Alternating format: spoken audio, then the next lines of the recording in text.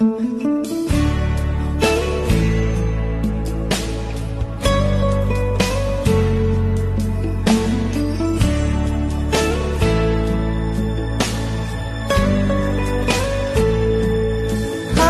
I